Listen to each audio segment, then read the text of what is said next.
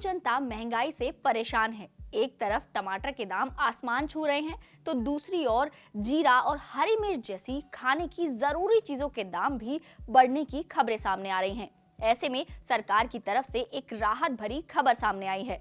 जी हां, वित्त मंत्री निर्मला सीतारमण की अध्यक्षता में हुई जीएसटी काउंसिल की मीटिंग में कई बड़े फैसले लिए गए। इसमें देश में खाने पीने की चीजों से लेकर गाड़ी खरीदने पर जीएसटी की नई दरें तय की गई हैं, जिससे आम आदमी के लिए कुछ चीजें सस्ती हो गई हैं तो कुछ चीजें महंगी हो गई हैं। तो चलिए जानते हैं कि क्या सस्ता हुआ है और क्या महंगा। तो शुरुआत करते हैं सस्ती हुई चीजों से। तो इसमें सबसे पहले बात करते हैं फूड आइटम्स की।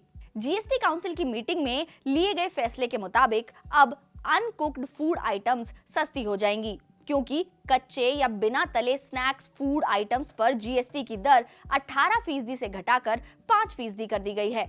इस फैसले के मुताबिक अब मूवी हॉल में भी खाना पीना या आपका जो ऑर्डर है पॉपकॉर्न या स्नैक्स का जो ऑर्डर है वो सस्ता हो जाएगा। यानी कि अब आपकी जेब से मूवी देखते समय थोड़े कम पैसे खर्च होंगे, क्योंकि सिनेमा हॉल में मिलने वाले खाने पीने के आइटम जैसे पॉपकॉर्न या आपकी पेप्सी, उस पर अब जीएसटी 18% से घटकर 5% दिया गया है। और वहीं इमिटेशन जरी धागा पर भी टैक्स को 12% से कम करके 5% कर दिया गया है। इसके साथ ही कुछ दवाइयां भी सस्ती हो गई हैं। जीएसटी काउंसिल की बैठक में कैंसर के इलाज में इस्तेमाल होने वाली दवाइयों और दुर्लभ बीमारियों में इस्तेमाल होने वाली दवाओं को जीएसटी के दायरे से बाहर रखने का फैसला लिया गया है, जिसके मुताबिक कैंसर की जो दवाइयां इंपोर्ट की जाती हैं उन पर अब आईजीएसटी नहीं लगाया जाएगा। इसमें डिनोटोक्सीमैब और food for special medical purpose जैसी दवाएं शामिल हैं।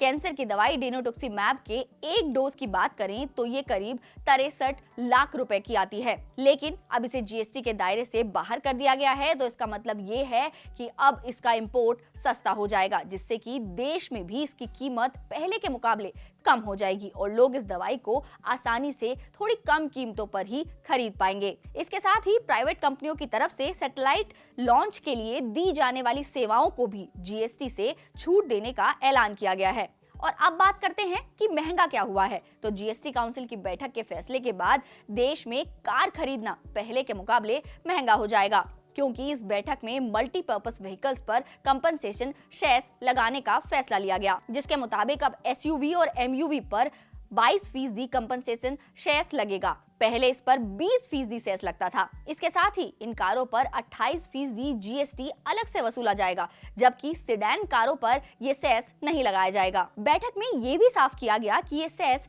किस तरह की कारों पर लगेगा, यानी कि इसके दायरे निर्धारित किए गए हैं। तो जीएसटी काउंसिल ने बताया है कि जो कारें 4 मीटर से बड़ी और 1500 सीसी से ज्यादा पावरफुल या फिर 170 mm से ज्यादा ग्राउंड क्लियरेंस वाली होंगी, उन एमयूवीज पर 22% सेस लगाने का ये फैसला लिया गया है। और इसका असर टोयोटा इनोवा और मारुति अर्टिगा जैसे सेगमेंट की गाड़ियों पर हो सकता है। यानी कि अब देश में एसयूवी कार खरीदना महंगा हो जाएगा। तो अगर आप भी एसयूवी प्लान कर रहे हैं तो फिर 22% कंपनसेशन सेस देने के लिए भी तैयार हो जाइए। और इसके अलावा एक और बड़ा ऐलान हुआ है ऑनलाइन गेमिंग को लेकर, जिसके शेयर पूरे दिन नीचे आते नजर आए। जीएसटी काउंसिल ने ऑनलाइन गेमिंग में जीएसटी के दायरे को बढ़ा दिया है।